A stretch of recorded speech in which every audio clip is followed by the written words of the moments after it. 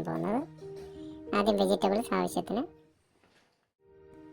പിന്നെ ഓട്സ് നമുക്ക് ഫ്രൈ ചെയ്യണം. ഒരു 2 അല്ലെങ്കിൽ 3 മിനിറ്റ് ഫ്രൈ ചെയ്തെടുക്കാം.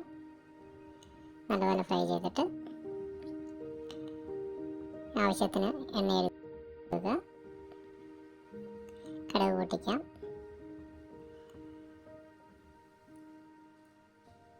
പിന്നെ അരിഞ്ഞു വെച്ച വെജിറ്റബിൾസ് നല്ലപോലെ വഴറ്റിയെടുക്കുക.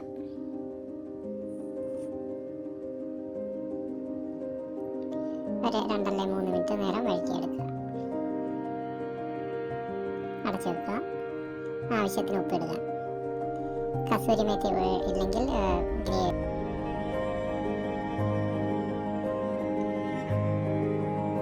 പിന്നെ കോക്കനട്ട്സ്,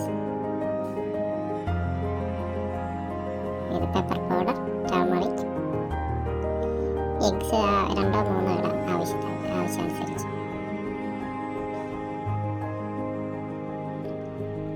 പിന്നെ നമ്മുടെ വറുത്ത് വെച്ച ഓട്സ് നല്ലപോലെ മിക്സ് ചെയ്യുക.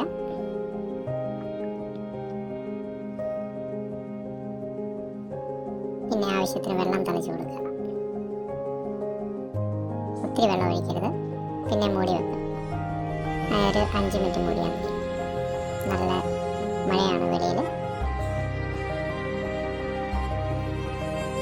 തുറക്കാം നമുക്ക്. നല്ല സൂപ്പറായിട്ടുണ്ട്.